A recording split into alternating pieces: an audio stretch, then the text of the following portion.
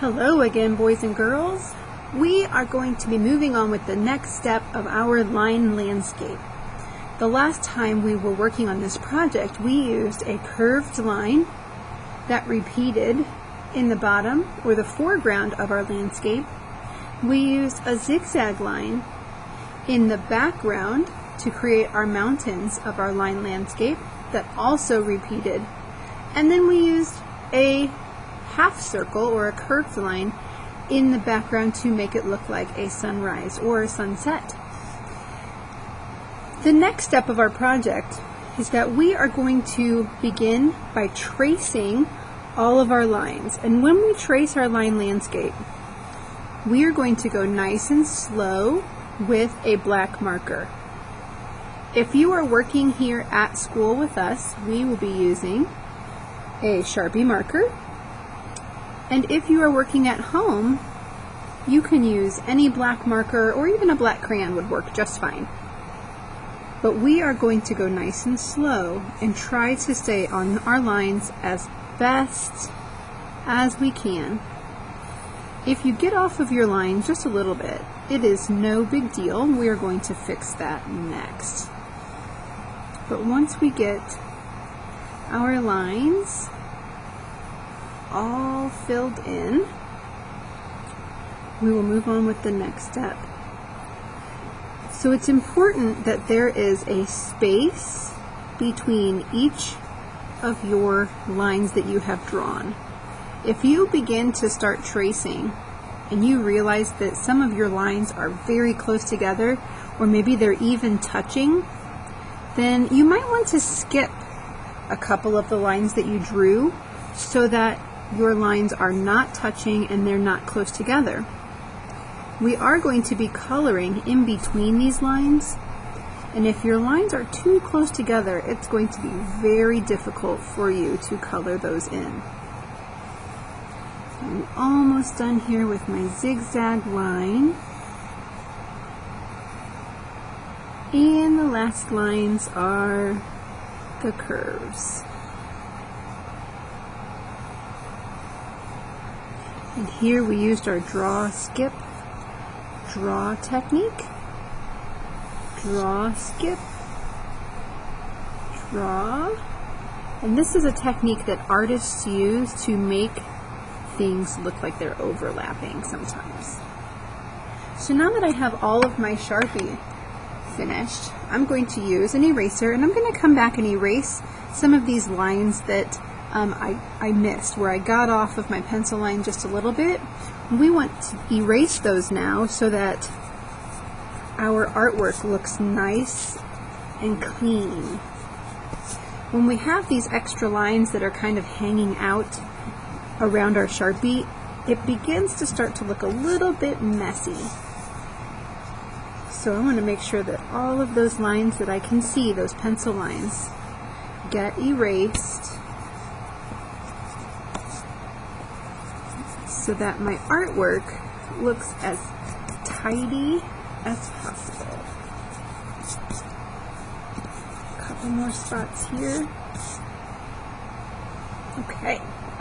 Now that we have our line landscape all cleaned up, we're ready to start coloring.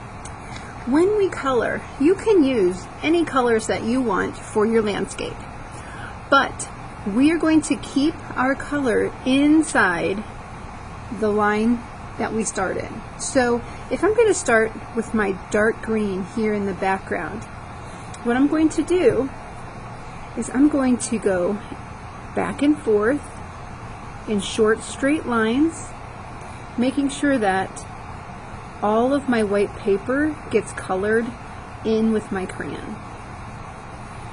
Now this takes lots of practice to make sure that you are controlling your crayon.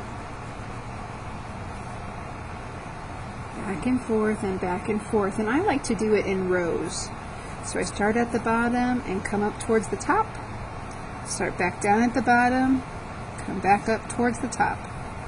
And I'm going to keep repeating that process until I get to the very end of my line.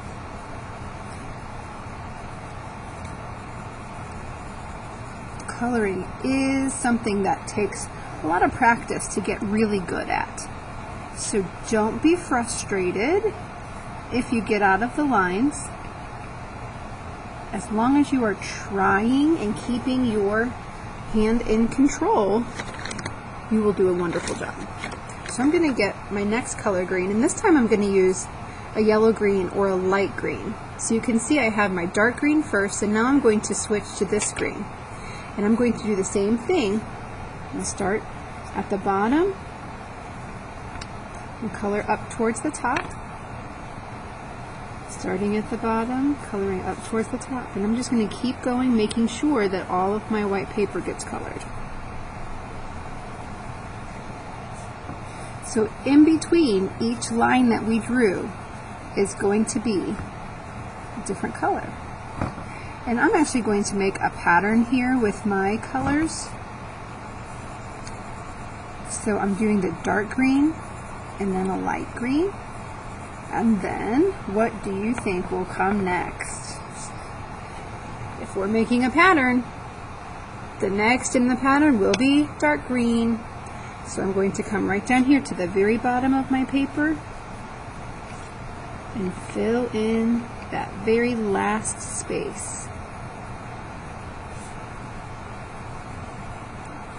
Notice how all of my white paper is covered. There's no gaps between my crayon.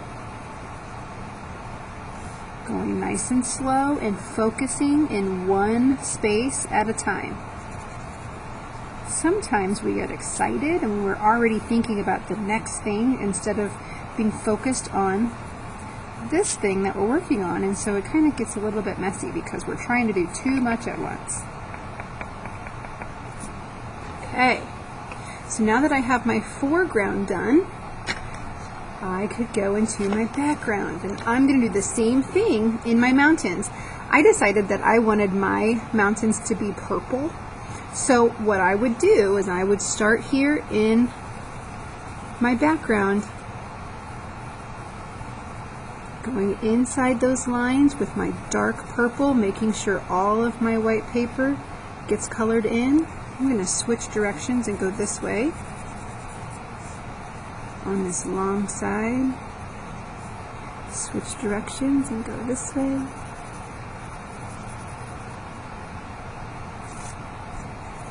I'm going to keep my dark purple all the way through that line.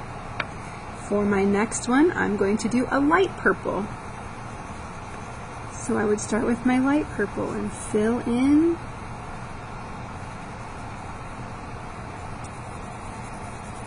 And in keeping with my pattern, once I get this light purple all the way down, I would come back with my dark purple once again. It's kind of hard to see my light purple there, but it is light purple.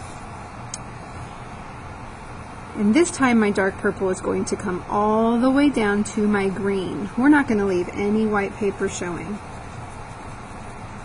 So it comes all the way down.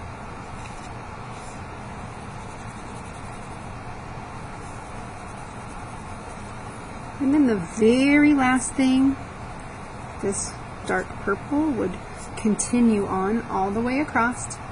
And then the last parts we will do will be the colors of your sunset or sunrise, depending on what you want there. I'm going to use a red-orange color and I think a yellow. So I'm going to start with yellow in the center of my sun. Oops.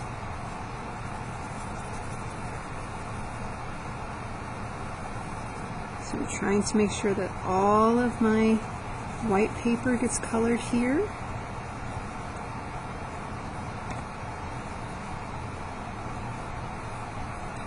And then my next row is going to be my red-orange.